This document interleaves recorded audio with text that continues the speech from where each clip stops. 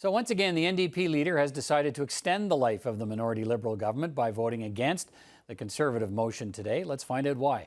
The NDP leader, Jagmeet Singh, joins me now from Parliament Hill. Mr. Singh, good to see you again. So let's start there. Why did you and your MPs decide to ensure the Liberal government's continued survival again today? Well, today what we did is we voted against an election. Given the numbers rising in Ontario and Quebec, we did not want to give Justin Trudeau the excuse he was looking for to go to an election, and we said no to that. When we said yes to continuing to fight for Canadians to bring in the supports they need, and also to continue to get to the bottom of a lot of questions that we want answered. So we tabled today a motion in the Ethics Committee to have more witnesses come forward to answer questions around the concerns we have with the Liberals spending money on their friends instead of spending money on people who are in need. All right, let's go there. You've mentioned the motion before the Ethics Committee. Liberals have been filibustering the Ethics Committee for 2 weeks. They've done the same at the Finance Committee. How do you think this is going to move forward now that they've survived the test of confidence? And what's to say they're not just going to keep filibustering the committee?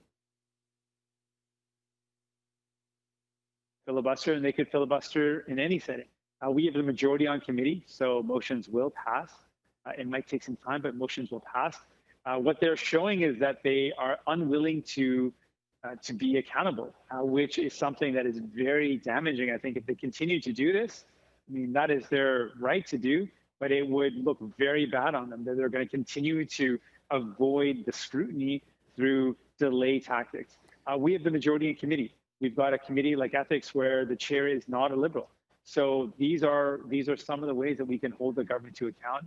And these are tools that we have right now. And you'll know this, that up to this point, all the information that we've obtained, the witness and testimony of the Kielburger brothers, the ministers that have testified, the documents have all been the result of work done at the regular committee. So that's how we can continue to hold them to account.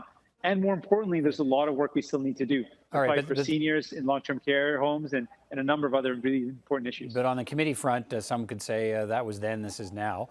The filibustering continues, and I guess when if the filibustering continued, would that be enough to remove your confidence from the Liberals and see them defeated at the earliest possible opportunity?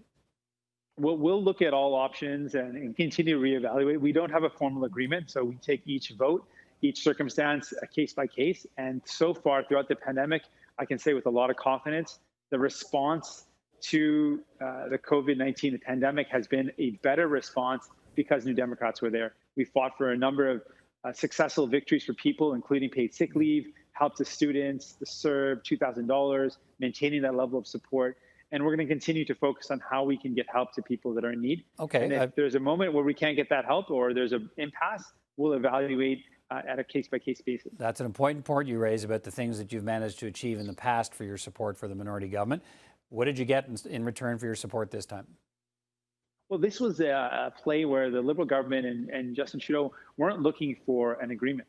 They wanted actually an excuse to go to an election. They made it really clear when they stepped away. Did you have any discussions with the government leadership about what you might? Did you demand anything in return for your vote? Did you have any conversations, discussions like that? Well, I was pointing out that they made it very clear in the early stages when we were just discussing ways to move forward for accountability. They walked away from those discussions and made it really clear they weren't looking for accountability. In fact, they weren't looking for a resolution to this. They wanted the brinkmanship. They wanted to force an election. They were hoping that the opposition would give them the cover they needed so they could blame us for this election. And I said, I'm not going to be a part of that. I'm not going to allow Justin Trudeau to have an excuse to go to an election. If he wants to go to an election, go to the Governor General and ask for one. Okay. But don't use or hide behind the opposition for an excuse. So what's the line in the sand for the NDP? It used to be that as long as you could extract things you want in return for your support from the government, that they would get your support. But you didn't get anything this time. So what's the line in the sand? We've not laid it out that way. What we've done is shown that our presence in Parliament has been a force for good for people. We have fought for people and made massive gains and victories in just 1 year. If you look back and all the things that we've achieved, it's pretty phenomenal that we've been able to win so many serious victories for Canadians. We want to continue to do that. And if we come to a point where that's no longer possible, where the Liberals are too caught up in helping themselves, we'll look at other options. Right now, we're in a minority government with a serious opportunity for accountability with the majority that we hold on committees. We're going to use that and continue to see how we can fight for Canadians. The Prime Minister, set a bit of a different bar this time around, making a confidence vote out of the creation of a committee. Maybe he'll soon be looking for other opportunities in the House to go back to the polls sooner rather than later. How long are you prepared to block him from engineering his own defeat, as you put it today? Well, he could do it himself, and there's no question about it. The Prime Minister can go directly, if he had the courage, to the Governor General and say he wants an election. I think that the Prime Minister should explain that to Canadians, should tell that directly instead of using these games and ploys. It's clear when the government wants to work together. We've had opportunities and it's worked. This time they weren't looking for that. They were not looking for ways to work together. They were threatening an election over a committee. And that would be pretty silly for the Prime Minister to go to people who are worried about this pandemic, worried about their loved ones, worried about their kids, their seniors who are living in long-term care homes, and say to them, I know you're worried and looking for help, but we went to an election because we were upset at a committee. That would be pretty ludicrous for the Prime Minister to do.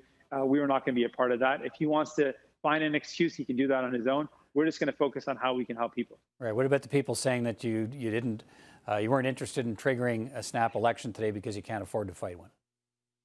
Not at all. We've shown again and again that we can fight elections with far less resources than the other parties or other colleagues.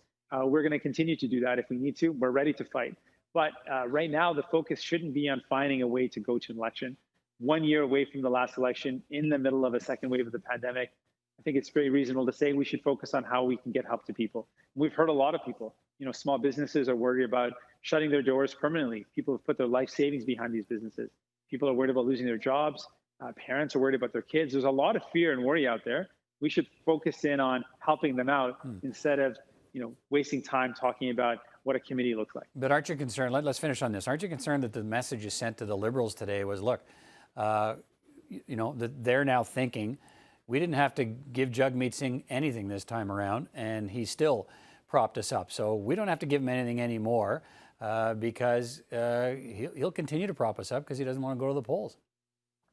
Not at all. We've shown in the past that we've negotiated and fought and got some wins for Canadians. Any legislation that goes through this House has to get passed with other party support.